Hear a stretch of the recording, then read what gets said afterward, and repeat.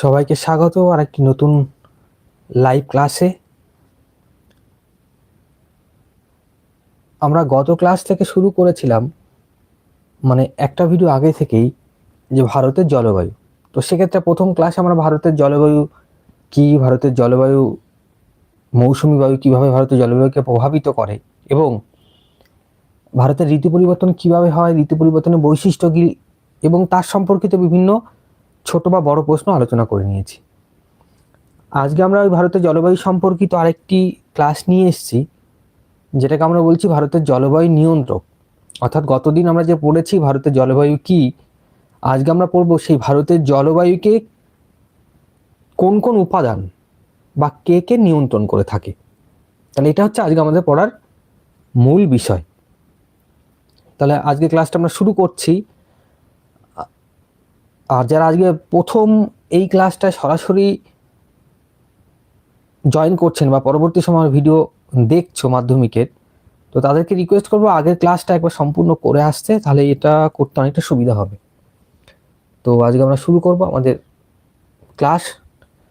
তো দেখো, এখানে আমি বলেই দিয়েছি যে ভারতের জলবায়ু নিয়ন্ত্রক, মানে ভারতের জলবায়ুকে কে কে নিয়ন্ত্রণ করছে।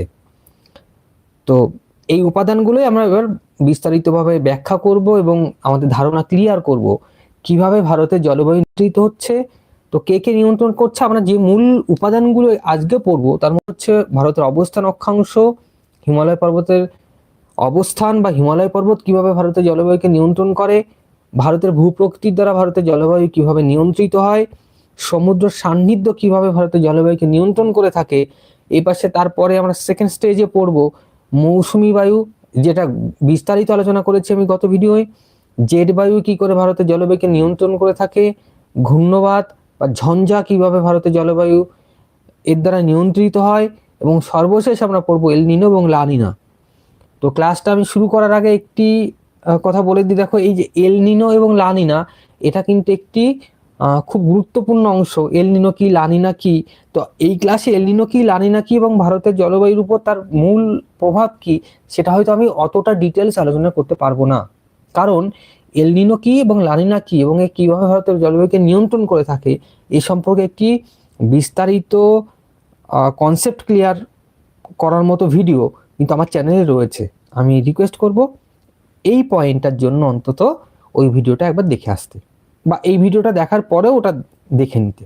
তাহলে এল নিনো লা নিনা কি এ সম্পর্কে যে কনসেপ্ট সেটা পুরোপুরি ক্লিয়ার হয়ে যাবে। আমি জাস্ট আজকে একটু এল নিনো কি লা নিনা কি জাস্ট ব্যাখ্যা করে দেবো, বাকি পয়েন্টগুলো কিন্তু আমি বিস্তারিত ব্যাখ্যা করব যে এরা কিভাবে ভারতের জলবায়ুকে নিয়ন্ত্রণ করে থাকছে।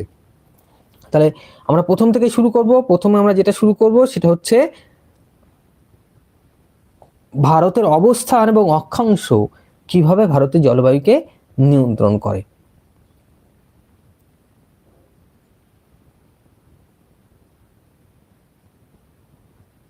তাহলে আমরা এখানে দেখতে পাচ্ছি এই স্লাইডের মধ্যে যে ভারতের মধ্যভাগ বরাবর এখানে একটি রেখা গেছে বা আমরা কল্পনা করেছি। এই রেখাটির নাম হচ্ছে কর্কট ক্রান্তি রেখা। দেখো, এই রেখাটি ধরে ভারতের জলবায়ু কিভাবে নিয়ন্ত্রিত হয়। এই কর্কট ক্রান্তি রেখার উপরের অংশটা, এই নর্থ, এই অংশটাকে আমরা বলছি নাতিশীতোষ্ণ মণ্ডল, আর কর্কট ক্রান্তি রেখার নিচের যে অংশটা সাউথ, এটাকে আমরা বলছি উষ্ণমণ্ডল। কারণ এই কর্কট ক্রান্তি রেখার উপরে ভারতের জলবায়ু সাধারণত শীতল প্রকৃতির থাকে, আবার দক্ষিণ দিকের ভারতের জলবায়ু সাধারণত উষ্ণ প্রকৃতির থাকে অক্ষাংশ অনুযায়ী। যদিও বাস্তবে কি হয় সেটা আমরা আস্তে আস্তে ব্যাখ্যা করবো, বা আগের দিন যেটা ব্যাখ্যা করে দিয়েছি। তাহলে অক্ষাংশ অনুযায়ী এই কর্কট ক্রান্তি রেখার উপরের অংশটা হচ্ছে নাতিশীতোষ্ণ মণ্ডল আর নিচেরটা শীতল মণ্ডল, উষ্ণমণ্ডল। তাহলে এর থেকে আমরা কি বলতে পারি যে ভারতের জলবায়ু অক্ষাংশগত দিক থেকে যা নিয়ন্ত্রণ করছে, তার উপরের অংশটিকে আমরা বলবো নাতিশীতোষ্ণ মণ্ডল আর নিচের অংশটিকে আমরা বলবো উষ্ণমণ্ডল, বা দক্ষিণ অংশটাকে আমরা বলবো উষ্ণমণ্ডল। এবার দক্ষিণ অংশটা উষ্ণমণ্ডল আমরা বলছি ঠিকই, কিন্তু অক্ষাংশ অনুযায়ী এটা উষ্ণমণ্ডল, কিন্তু অ্যাকচুয়ালি দক্ষিণ অংশ কিন্তু অক্ষাংশ অনুযায়ী উষ্ণমণ্ডল হলেও দক্ষিণ অংশের ভারতের যে জলবায়ু, আমি তোমাদেরকে বলি, দেখো এ পাশে রয়েছে আরব সাগর, এখানে বঙ্গোপসাগর, এখানে ভারত মহাসাগর। তাহলে তিনটি সাগর বা মহাসাগর দ্বারা দক্ষিণ অংশটি বেষ্টিত রয়েছে। ফলে অক্ষাংশগত দিক থেকে দক্ষিণ অংশটা নিরক্ষরেখার কাছাকাছি অবস্থান হলেও, মানে এটি দক্ষিণ অংশটা উষ্ণমণ্ডলের অবস্থান হলেও যতটা উষ্ণ হওয়ার কথা তত উষ্ণ হয় না। তার মূল কারণ হচ্ছে এখানে আরব সাগরীয় বায়ু, এখান থেকে বঙ্গোপসাগরীয় বায়ু এবং এই অংশ থেকে ভারত মহাসাগরীয় বায়ু এই দক্ষিণ অংশে তাপমাত্রা যতটা বেড়ে যাওয়ার কথা সেটা বাড়তে দেয় না। ফলে দক্ষিণ অংশ কিন্তু অক্ষাংশগত দিক থেকে উষ্ণমণ্ডল, কিন্তু বাস্তবে সেটা উষ্ণমণ্ডলে যে পরিমাণ উষ্ণতা বেড়ে যাওয়ার কথা ততটা কিন্তু বাড়ে না। তো আমি তোমরা এইভাবে ব্যাখ্যা করে দেবে যে অক্ষাংশ, এখানে আমরা দেখতে পাচ্ছি এই অংশে কর্কটক্রান্তি রেখা, তাহলে কর্কটক্রান্তি রেখার উপরের অংশটা অক্ষাংশগত দিক থেকে নাতিশীতোষ্ণ মণ্ডলের অংশ, অর্থাৎ আমরা বলতে পারি ভারতের উত্তর অংশটা হচ্ছে নাতিশীতোষ্ণ মণ্ডলের অন্তর্গত। আর এই কর্কটক্রান্তির নিচের অংশটা, এটা যেহেতু নিরক্ষরেখার কাছাকাছি আসছে, তাহলে অক্ষাংশগত দিক থেকে এটি উষ্ণমণ্ডলের অংশ, ফলে অবস্থানগত দিক থেকে এটি উষ্ণমণ্ডলের অংশ। কিন্তু এই দক্ষিণের অংশটা উষ্ণমণ্ডলের অংশ হলেও উষ্ণমণ্ডলে যতটা উত্তপ্ত হওয়ার কথা সেই অনুযায়ী উত্তপ্ত হয় না, কারণ দক্ষিণ অংশের এটা পশ্চিম দিক, এখানে রয়েছে আরব সাগর, পূর্ব দিকে রয়েছে বঙ্গোপসাগর, আর দক্ষিণ দিকে রয়েছে ভারত মহাসাগর। ফলে জলভাগের কাছাকাছি অবস্থান করায় দক্ষিণ অংশের তাপমাত্রা যতটা বেড়ে যাওয়ার কথা ততটা কিন্তু বাড়ে না। এটা হবে এই অক্ষাংশের ব্যাখ্যা। তোমরা এইটুকু ব্যাখ্যা করলেই চলবে। আশা করছি এটা বুঝতে পেরেছ, এটা নিয়ে তোমাদের খুব একটা অসুবিধা হবে না। আচ্ছা, এবার আমরা পরের অংশটা ব্যাখ্যা করি।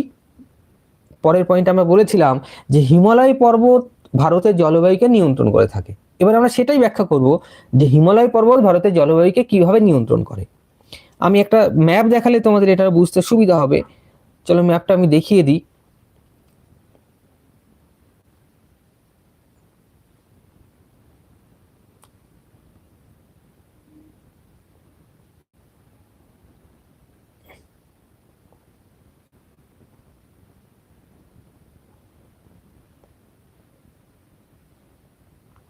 দেখো, এটা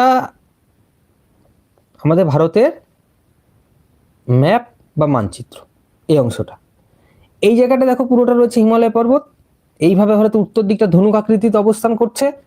আমরা আগের দিনই পড়ে নিয়েছিলাম যে এই জায়গাটায় অবস্থান করছে পশ্চিমঘাট পর্বত, এখানে পূর্বঘাট পর্বতমালা, এখানে ভারতে মরুভূমি, এবং এই জায়গাটা রয়েছে, আগের দিন যারা ক্লাস করেছে তোমরা জানো যে এখানে রয়েছে খাসি পাহাড়, যেটা আমরা মেঘালয় মালভূমি বলেছিলাম।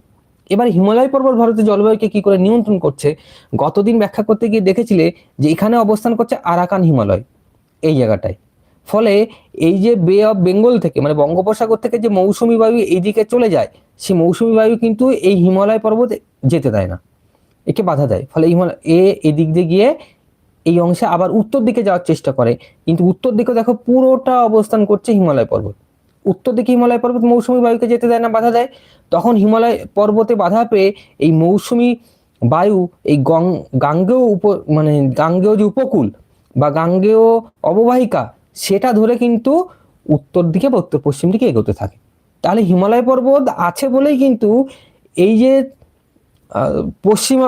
দক্ষিণ পশ্চিম মৌসুমী বায়ু সেটা ভারতের মধ্যে প্রবেশ করতে পারছে এই অংশটায়, না হলে হয়তো এই অংশটা আসতো না, এই দিক দিয়ে সরাসরি এদিকে বেরিয়ে চলে যেত। তাহলে হিমালয় পর্বত আছে বলেই কিন্তু দক্ষিণ পশ্চিম মৌসুমী বায়ুর প্রভাবে ভারতে এত বৃষ্টিপাত হয়, এবং দক্ষিণ পশ্চিম মৌসুমী বায়ু প্রভাবে ভারতে যে উষ্ণ গ্রীষ্মকাল হওয়ার কথা ছিল সেটা হয় না, সেটা বর্ষাকালে পরিণত হয়।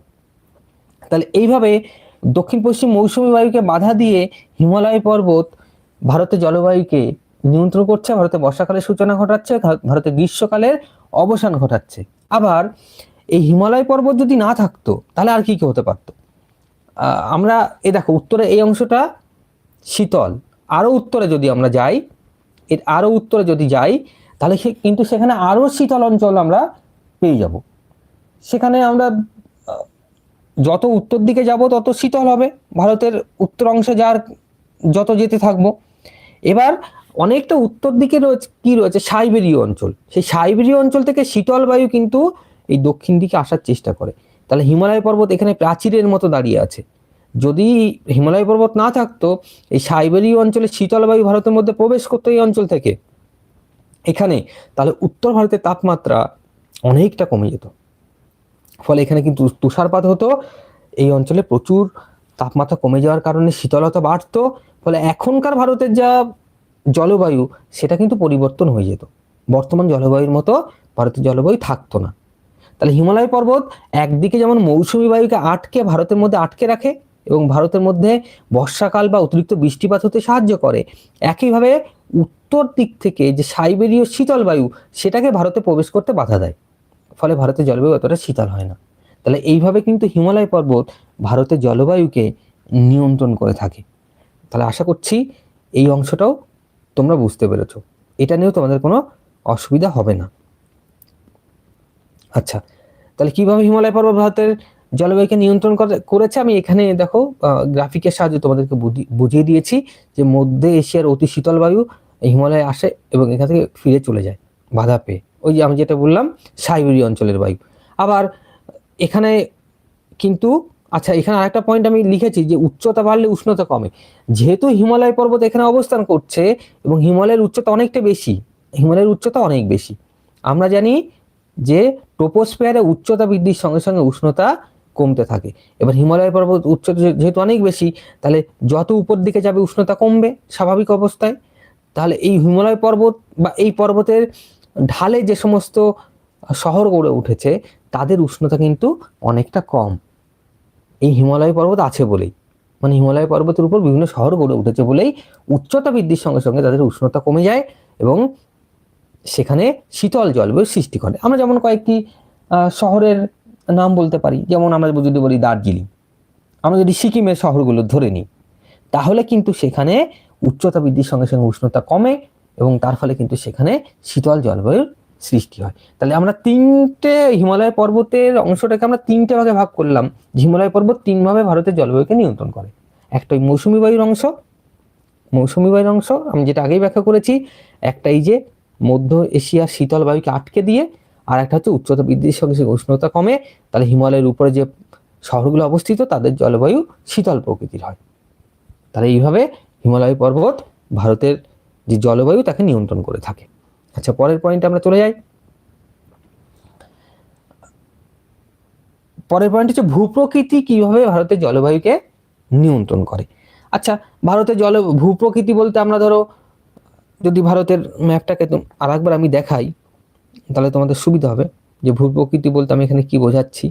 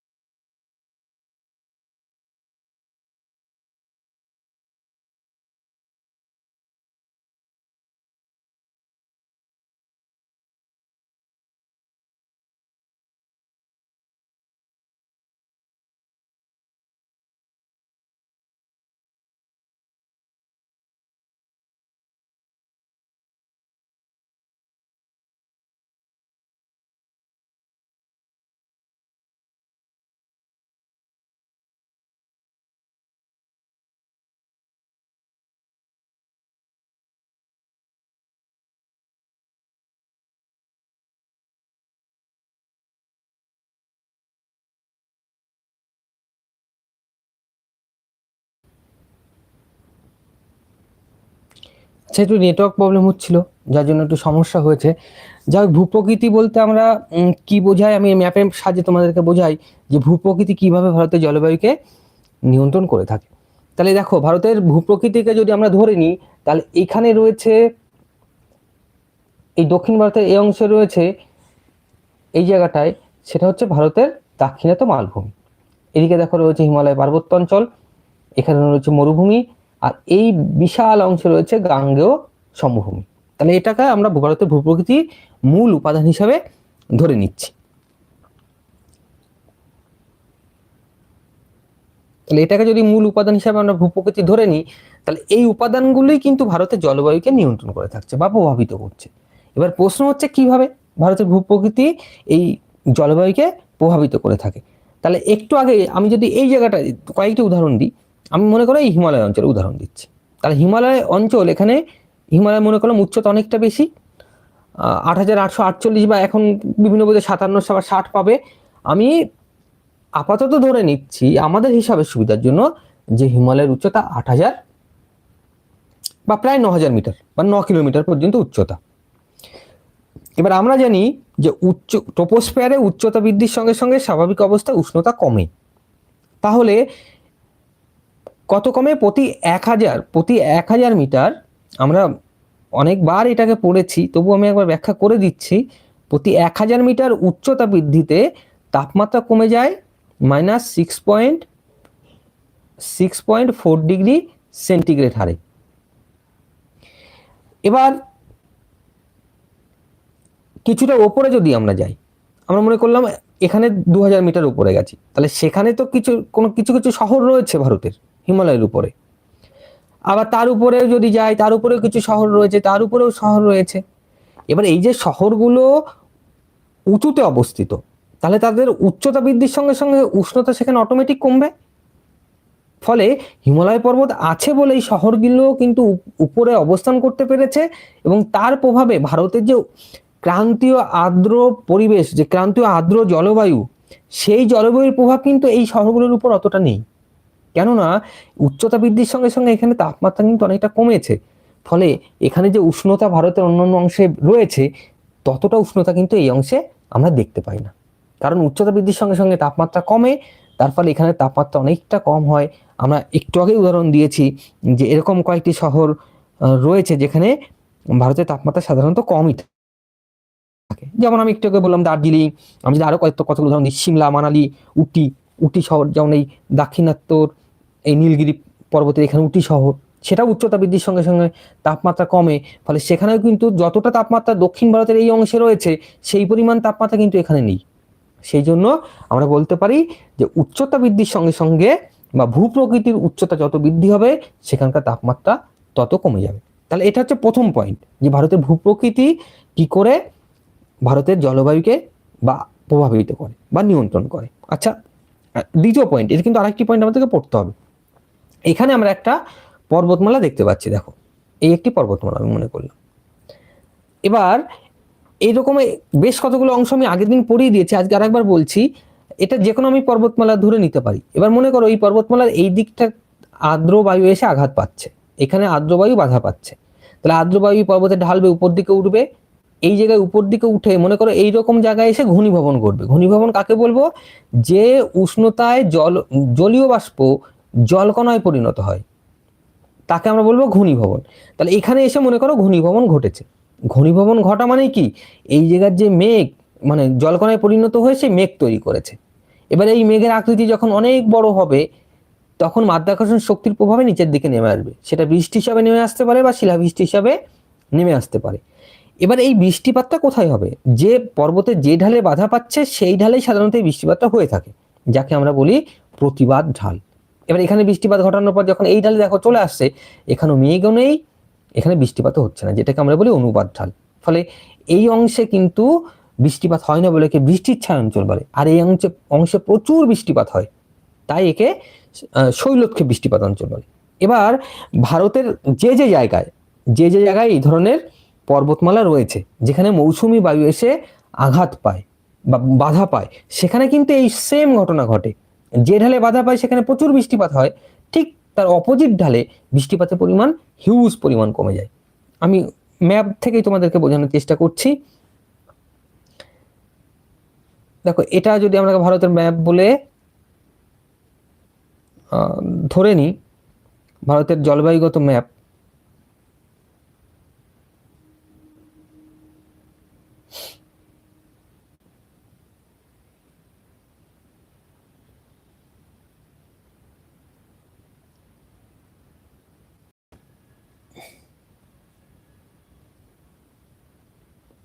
আচ্ছা এটাকে যদি ভারতের জলবায়ুগত ম্যাপ হিসাবে আমি ধরে নিই, তাহলে দেখো এই জায়গাটা রয়েছে পশ্চিমঘাট পর্বতমালা। তাহলে পশ্চিমঘাট পর্বতমালায় সেম ঘটনা ঘটে। একটু আমি তোমাদেরকে যেটা দেখালাম, এখান থেকে জলীয় বাষ্পপূর্ণ আর্দ্র বায়ু যায়, যেটা আরব সাগর গিয়ে পশ্চিমঘাট পর্বতমালা এই ঢালে বাধা পায়, এখানে প্রচুর বৃষ্টিপাত ঘটায়, এটাকে যদি পশ্চিমঘাট পর্বতমালার ঢাল ধরে নিই, তাহলে এই ঢালে প্রচুর বৃষ্টিপাত ঘটানোর পর যখন এই ঢালে আসে সেখানে কিন্তু আর বৃষ্টিপাত হয় না বা হলেও কম হয়।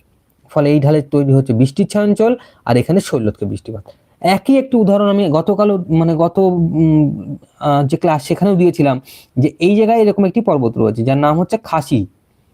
খাসি পাহাড়ের এই দক্ষিণ ঢালে কিন্তু এখানে বৃষ্টিপাত হয়, কারণ এখানে দক্ষিণ পশ্চিম মৌসুমী বায়ুর বঙ্গোপসাগর থেকে যে শাখা যায় এখানে বৃষ্টিপাত ঘটায়, কিন্তু উত্তর ঢালে অবস্থান করছে শিলং, সেখানে কিন্তু বৃষ্টিপাত এতটা হয় না।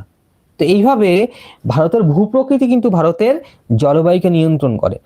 যেখানে দেখা যায় যে ভূপ্রকৃতিগতভাবে উচ্চতা বেশি, সেখানে এমনি শীতল জলবায়ু অবস্থান করে। আবার যেখানে দেখা যাচ্ছে পাহাড় পর্বত অবস্থান করে, পাহাড় পর্বতের ঢাল অনুযায়ী কিন্তু সেই অঞ্চলের জলবায়ু নিয়ন্ত্রিত হয়। আবার আমি আরেকটি উদাহরণ দিলে তোমরা এখানে বুঝবে। ভারতের মানচিত্রটাকে যদি আমি আরেকবার তোমাদের জন্য নিয়ে আসি, আমি ধরে নিচ্ছি এটা ভারতের জলবায়ুগত মানচিত্র, তাহলে দেখো এই অংশটা আমি তোমাদেরকে দেখানোর চেষ্টা করছি। এই অংশটা এখানে ভারতের মরুভূমি বা থর মরুভূমি যেটাকে আমরা বলছি। এবার এখান থেকে আরব সাগরীয় শাখা পশ্চিমঘাট পর্বতে বাধা পেয়ে আস্তে আস্তে কিন্তু থর মরুভূমির দিকে এগোয়। কিন্তু সমস্যা হচ্ছে, এই যখন থর মরুভূমিতে এসে পৌঁছায়, এই বায়ুকে বাধা দেওয়ার মতো এখানে কোনো পর্বতমালা নেই। এখানে আরাবল্লী পাহাড় আছে, সেই কিন্তু থর মরুভূমির সমান্তরাল, থর মরুভূমিতে যে মৌসুমী বায়ু প্রবেশ করছে তার সমান্তরালে অবস্থান করছে। ফলে এখানে কোনো পাহাড় বা পর্বত যদি থাকতো, তাহলে হয়তো থর মরুভূমির এখন যতটা উষ্ণ বা থর মরুভূমি এখন যতটা শুষ্ক ততটা হতো না। তাহলে এখানে পাহাড় বা কি মৌসুমী বায়ুকে বাধা দেওয়ার মতো পাহাড় নেই বলে এখানে থর মরুভূমি সৃষ্টি আরো তাড়াতাড়ি হয়েছে এবং এর উষ্ণতা অনেকটা বেড়ে গেছে। তাহলে থর মরুভূমি সৃষ্টির পেছনে কিন্তু ভারতের ভূপ্রকৃতি দায়ী। শুধু এটা নয়, আমি গত ক্লাসে আরো ভালোভাবে ব্যাখ্যা করেছি যে থর মরুভূমি সৃষ্টির পিছনে ভারতের ভূপ্রকৃতি কতভাবে দায়ী। তো সেই ক্লাসটা করলেও তোমরা অনেকটা বুঝে যাবে। তো এইভাবে ভারতের ভূপ্রকৃতি ভারতের জলবায়ুকে নিয়ন্ত্রণ করে থাকে। এবার আমরা আরো কতগুলো পয়েন্ট পড়ে নিই যে ভারতের জলবায়ু আরো কি ভাবে নিয়ন্ত্রিত হচ্ছে। আচ্ছা, এরপর হচ্ছে সমুদ্র সান্নিধ্য কি করে ভারতের জলবায়ুকে নিয়ন্ত্রণ করে। এটাও তোমাদের ভারতের মানচিত্র দিয়ে আমাকে পড়াতে হবে, তাহলে সুবিধা হবে। আচ্ছা, এটা আমরা ভারতের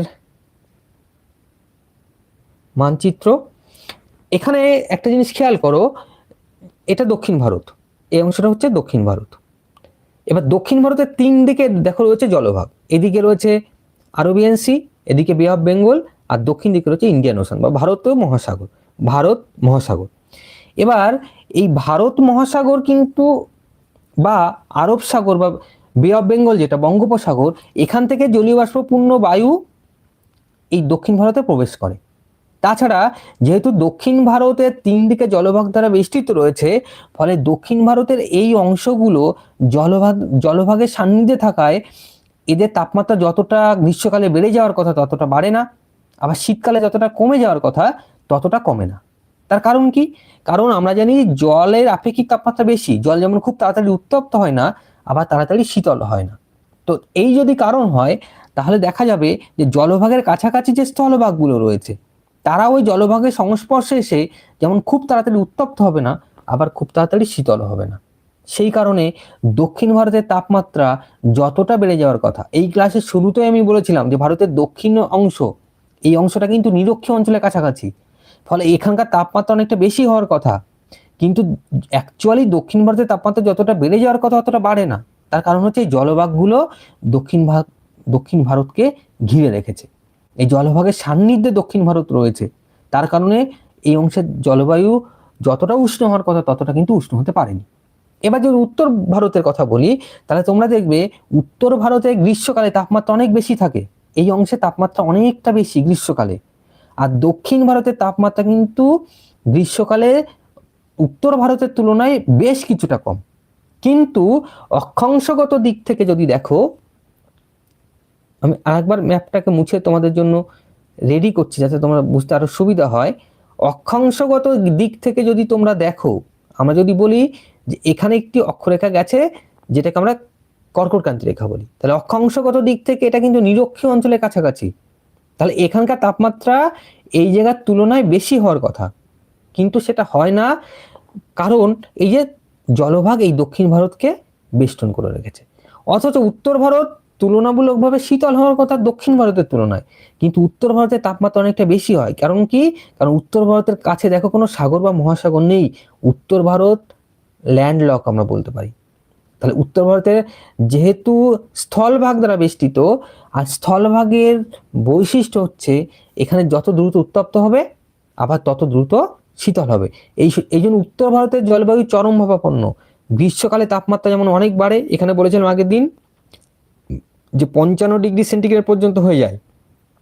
তোমরা শুনে থাকবে যে দিল্লি তার আশেপাশে যে সমস্ত অঞ্চল রয়েছে তাপমাত্রা অত্যাধিক বাড়ে। আমি তো মরুভূমির কথা বাদই দিলাম।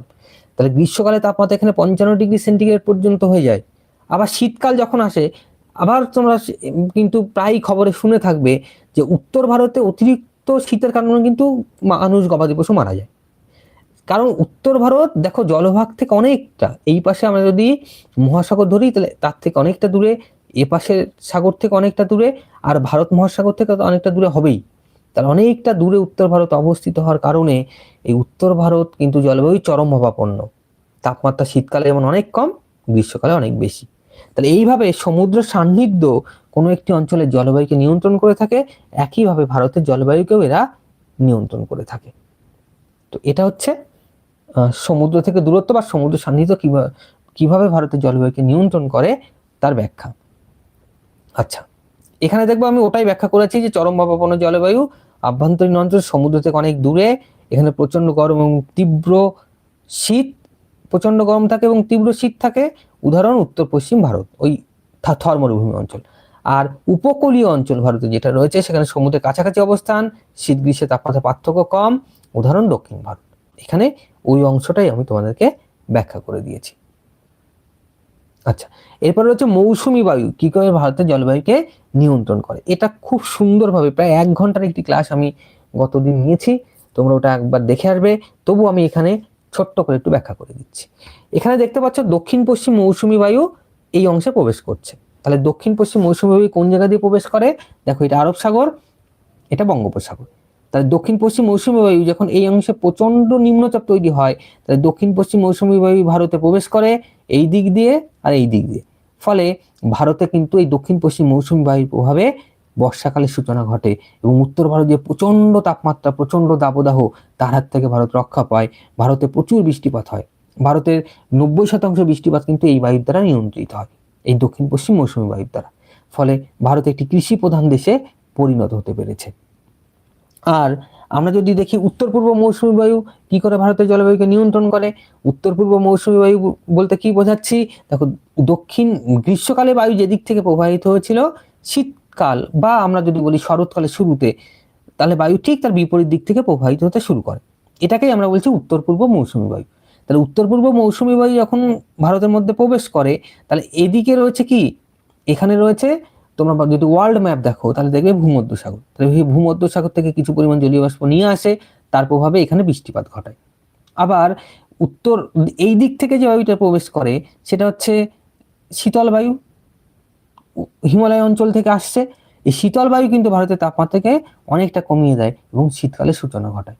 তো এইভাবে উত্তর পূর্ব মৌসুমী বায়ু ভারতে মূলত শুষ্ক শীতকালে সূচনা ঘটায়, আর দক্ষিণ পশ্চিম মৌসুমী বায়ু জলীয় বাষ্পপূর্ণ যে বায়ুটা, সেটা ভারতের বর্ষাকালের সূচনা ঘটায় বা বর্ষাকাল সৃষ্টি করে।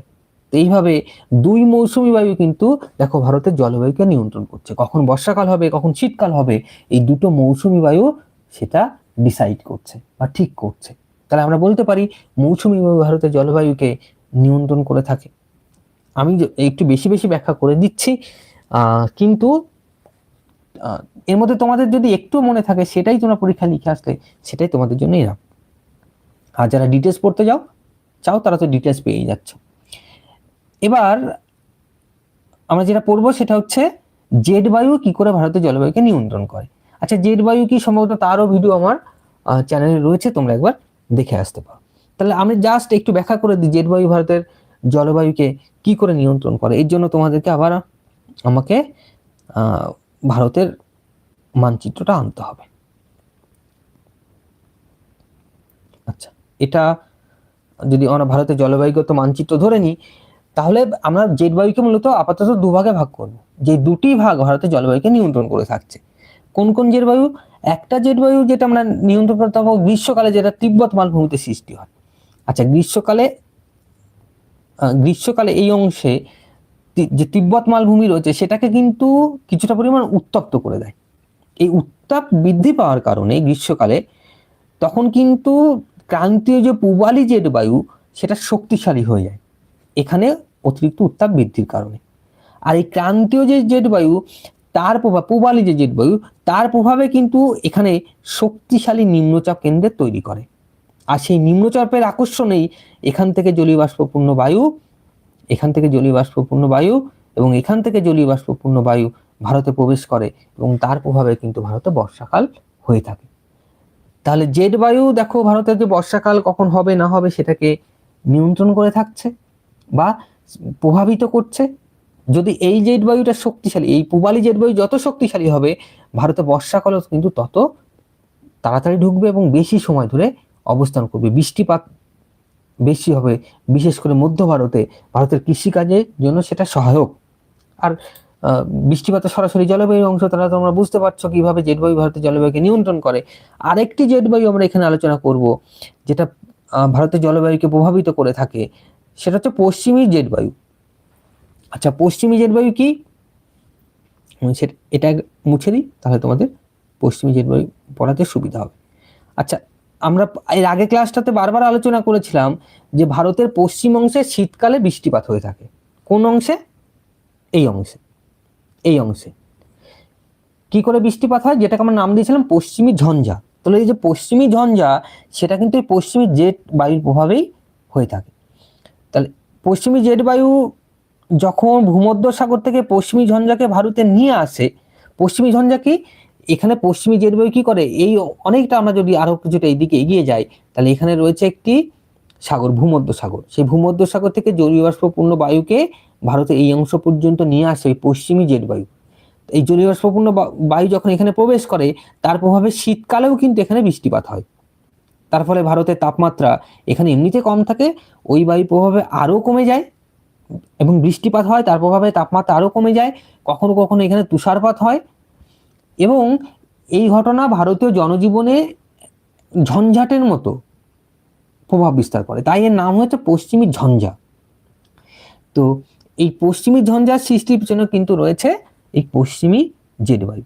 তাহলে দেখো ভারতে যে বর্ষাকাল হচ্ছে সেটা সৃষ্টির পিছনে রয়েছে যেমন পূবালি জেট বায়ু, আবার ভারতের শীতকালে যে বৃষ্টিপাত হচ্ছে তার সৃষ্টির পিছনেও কিন্তু রয়েছে পশ্চিমী জেট বায়ু। তার আমরা বলতে পারি যে জেট বায়ু ভারতের জলবায়ুকে নিয়ন্ত্রণ করে থাকে। তাহলে আশা করছি এটাও বুঝতে পারবে এবং তোমরা পরীক্ষায় সুন্দরভাবে ব্যাখ্যা করে আসতে পারবে। আচ্ছা, এবারে আমরা যে অংশটা পড়বো, আচ্ছা ওই অংশটা আমি ব্যাখ্যা করে দিয়েছি। দেখো যে পশ্চিমী ঝঞ্ঝা শীতকালে ভূমধ্যসাগর থেকে আসা ঘূর্ণবাত এবং পর্বতে তুষারপাতের সময় বৃষ্টিপাত ঘটায়। আচ্ছা, ক্রান্তীয় ঘূর্ণবাত কখনো কখনো ভারতের জলবায়ুকে নিয়ন্ত্রণ করে থাকে। কি করে ঘূর্ণবাত হয়? দেখো ঘূর্ণবাত ভারতের আশেপাশে অঞ্চলে মূলত দুবার হয়ে থাকে, দুটি কারণে হয়। একটা হচ্ছে যখন দক্ষিণ পশ্চিম মৌসুমী বায়ু ভারতে প্রবেশ করে তার প্রভাবে এই সমস্ত অঞ্চলে ঘূর্ণবাত হয়। আর একটা হচ্ছে উত্তর পূর্ব মৌসুমী বায়ু যখন ভারত হয়ে আবার প্রত্যাগমন করে, অর্থাৎ প্রত্যাগমনকারী মৌসুমী বায়ুর প্রভাবে কিন্তু এখানে ঘূর্ণবাত হয়ে থাকে। তাহলে এই ঘূর্ণবাত মূলত ভারতবর্ষের ক্ষেত্রে বেশি হয়ে থাকে এই জায়গাটায়। এই জায়গাটাকে নাম কি? বঙ্গোপসাগর। তাহলে বঙ্গোপসাগরে সব থেকে বেশি পরিমাণে কিন্তু ঘূর্ণবাত হয়ে থাকে। তাহলে ঘূর্ণবাতের প্রভাবে ভারতের জলবায়ু কি করে নিয়ন্ত্রিত হয়? একবার ভাবো, আমি যদি ধরি গ্রীষ্মকালের কথা, আমি একবার মুছে দেওয়ার তোমাকে বোঝাচ্ছি। যদি গ্রীষ্মকাল যখন দক্ষিণ পশ্চিম মৌসুমী বায়ু ভারতে প্রবেশ করছে তখন যদি এখানে ঘূর্ণবাত হয় তাহলে কখনো কখনো কি হয়, এই ঘূর্ণবাত এই বায়ুকে ভারতে প্রবেশ করতে বাধা দেয়। এই ঘূর্ণবাতের কারণে দক্ষিণ পশ্চিম মৌসুমী বায়ু ভারতে প্রবেশ করতে পারে না, তার কারণে এতে কিন্তু লেটে প্রবেশ করে, ফলে ভারতে বর্ষাকাল লেটে আসবে, মানে দেরিতে আসবে। আবার কখনো কখনো এই ঘূর্ণবাতের প্রভাবে কিন্তু ভারতের উপকূল অঞ্চলে, এই সমস্ত অঞ্চলে বৃষ্টিপাত হয়ে থাকে। তাহলে যদি বৃষ্টিপাত হয় তাহলে এই অঞ্চলে প্রচন্ড গ্রীষ্মের দাবদাহের মধ্যে যখনই বৃষ্টিপাত হবে এখানকার মানে তাপমাত্রা অনেকটা কমে যাবে, শীতল হয়ে যাবে, ফলে দাবদাহের হাত থেকে মানুষ রক্ষা পাবে। আমি দুটো পজিটিভ, মানে একটা এটা পজিটিভ দিক বললাম, এবার এর কিন্তু নেগেটিভ দিকও রয়েছে। যখন এই অংশে প্রচন্ড ঘূর্ণবাত হবে, তার প্রভাবে কিন্তু ভারতের এই যে উপকূল অঞ্চল দেখতে পাচ্ছ, এই অঞ্চলে প্রচন্ড ঝড় বৃষ্টি হয়ে থাকে এবং সেই ঝড়ের প্রভাব কিন্তু মানুষের উপরে, মানুষের জনজীবনের উপরে পড়ে থাকে এবং কিছু মানুষ প্রাণ হারায়, গবাদি পশু মারা যায়, সেটা তোমরা প্রায় শুনে থাকো। এখানে হঠাৎ করে বন্যা তৈরি হয়। তাহলে ঘূর্ণবাত কিন্তু ভারতের জলবায়ুকে নিয়ন্ত্রণ করছে। আবার আরেকটা ঘূর্ণবাত হয় শীতকালে, যখন ওই মৌসুমী বায়ু ফিরে যায়, প্রত্যাগমনকাল, সেই টাইমেও কিন্তু এখানে কখনো কখনো ঘূর্ণবাত তৈরি হয় এবং তার প্রভাবে শীতকালেও স্থানীয়ভাবে ভারতের উপকূল অঞ্চলে বৃষ্টিপাত হয়ে থাকে। এবং এইভাবে ভারতের আমরা বলতে পারি জনজীবনকে বা ভারতের জলবায়ুকে ঘূর্ণবাত প্রভাবিত করে বা নিয়ন্ত্রণ করে থাকে। তাহলে আশা করছি এটাও তোমরা বুঝতে পেরেছো ঘূর্ণবাত ভারতের জনজীবনকে কিভাবে প্রভাবিত করে। আচ্ছা, এবার আমরা লাস্ট যে পয়েন্ট পড়বো, এল নিনো এবং লা নিনা কিভাবে ভারতের জলবায়ুকে নিয়ন্ত্রণ করে।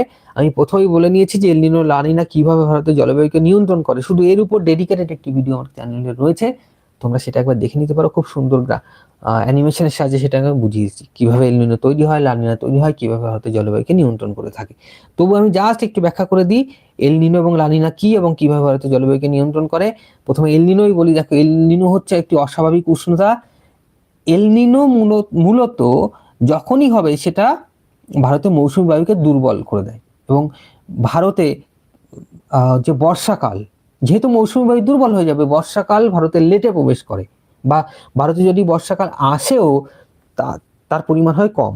যেমন এই 2026 সাল বলা হচ্ছে এল নিনো জন্য ভারতে যা বর্ষাকালে বৃষ্টিপাত হয় তার 90% বৃষ্টিপাত হতে পারে। তো তাহলে আমরা বুঝতে পারছি এল নিনো যে বছর হবে ভারতে কিন্তু বর্ষাকাল মানে বর্ষার পরিমাণ কমে যাবে। ভারতের কৃষির ক্ষেত্রে সেটা সমস্যা। তাহলে বর্ষা কমে যাওয়া মানে কি? বৃষ্টিপাত কম হবে। বৃষ্টিপাত ভারতের জলবায়ুর অন্যতম অংশ, উপাদান। তাহলে এল নিনো দেখো ভারতের বৃষ্টিপাত কতটা হবে, ভারতে কখন বর্ষাকাল প্রবেশ করবে সেটা নিয়ন্ত্রণ করছে। তাহলে আমরা বলতে পারি এল নিনো ভারতের জলবায়ুকে নিয়ন্ত্রণ করে। আবার লা নিনা, লা নিনা হচ্ছে এল নিনোর ঠিক উল্টোটা। সেটা কি? এটা অস্বাভাবিক শীতলতা। এই অস্বাভাবিক শীতলতার কারণে কোনো কোনো বছর কিন্তু মৌসুমী বায়ু অতি সক্রিয় হয় এবং সেই বছর প্রচুর মৌসুমী বায়ু ভারতে প্রবেশ করে এবং তার প্রভাবে বন্যা সৃষ্টি হয়। তো এইভাবে এল নিনো এবং লা নিনা ভারতের জলবায়ুকে নিয়ন্ত্রণ করে থাকে। এটা সুন্দর ম্যাপ এবং অ্যানিমেশনের সাহায্যে আমার ক্লাসে ভিডিও রয়েছে, তোমরা একবার কিন্তু সেটা দেখে নিতে পারো, তোমাদের খুব উপকারে লাগবে। এক্ষেত্রে দু একটি শর্ট প্রশ্ন এখান থেকে থাকতে পারে, যেমন এল নিনো শব্দের অর্থ কি? এল নিনো শব্দের অর্থ হচ্ছে শিশু খ্রিস্ট, আর লা নিনা শব্দের অর্থ হচ্ছে ছোট্ট বালিকা। এল নিনো কত বছর পর পর হয়? কোনো কোনো ক্ষেত্রে 2 থেকে 7 বছর, কখনো কখনো 10 বছর অন্তর অন্তর হয়ে থাকে। লা নিনার ক্ষেত্রে প্রায় একই নিয়ম, 2 থেকে 7 বছর পর পর হয়ে থাকে। আচ্ছা, এল নিনো মূলত কোথায় তৈরি হয়? দক্ষিণ প্রশান্ত মহাসাগর, মানে যেটা দক্ষিণ আমেরিকা, চিলি, পেরু প্রভৃতি অঞ্চলে তৈরি হয়ে থাকে। এবং এটা তৈরির পিছনে খুব ইন্টারেস্টিং কতগুলো কারণ রয়েছে। তার পিছনে সমুদ্রের জল, সমুদ্র স্রোত, অস্বাভাবিক উষ্ণতা, অনেক কিছু রয়েছে। তোমরা সেই আমার ওই ভিডিওতে ক্লিয়ারলি পেয়ে যাবে কি কি উপাদান এল নিনোকে নিয়ন্ত্রণ করে। আচ্ছা, এবার আমি এটা অনেকটা কি বলবো সারাংশ করে দিয়েছি যে ভারতের বৈচিত্র্যপূর্ণ যে ক্রান্তীয় মৌসুমী জলবায়ু, সে মূলত কার দ্বারা নিয়ন্ত্রিত? একটা হিমালয় পর্বত, মৌসুমী বায়ু, সমুদ্র এবং জেট বায়ু। আর তার সঙ্গে আরো কিছু পয়েন্ট রয়েছে, সেগুলো আমি ব্যাখ্যা করেছি। তাহলে এরা সবাই মিলে তৈরি করছে বৈচিত্র্যপূর্ণ ক্রান্তীয় মৌসুমী জলবায়ু। তাহলে আমরা বলতে পারি যে ভারতের জলবায়ু কোনো একটি উপাদান দ্বারা প্রভাবিত হয় না, অনেকগুলো উপাদানের মিলিত ফল হচ্ছে ভারতের এই ক্রান্তীয় মৌসুমী জলবায়ু। তাহলে আশা করছি আজকে ক্লাসটা বুঝতে অসুবিধা হয়নি, তোমরা সুন্দরভাবে বুঝতে পেরেছো। যদি বুঝতে কোথাও অসুবিধা থাকে তোমরা কমেন্ট করো, আমি নিশ্চয়ই তোমাদের ডাউট ক্লিয়ার করার চেষ্টা করব। তাহলে আজকে লাইভ ক্লাসটা আমার মনে হচ্ছে এই পর্যন্তই ঠিক আছে। এরপর আবার একটা লাইভ ক্লাস নিয়ে ফিরে আসবো। ততদিন সবাই ভালোভাবে পড়াশোনা করো। সামনেই তোমাদের সেকেন্ড সামিটিভ পরীক্ষা, আর সেকেন্ড সামিটিভ পরীক্ষার অন্যতম গুরুত্বপূর্ণ অংশ কিন্তু ভারতের জলবায়ু। তো তোমরা পড়াশোনা করো ভালোভাবে, কোথাও অসুবিধা হলে কমেন্ট করো, আমি চেষ্টা করবো সেটা বুঝিয়ে দেবার। তাহলে আজকে ক্লাসে পর্যন্তই, সবাই খুব ভালো থেকো, গুড নাইট।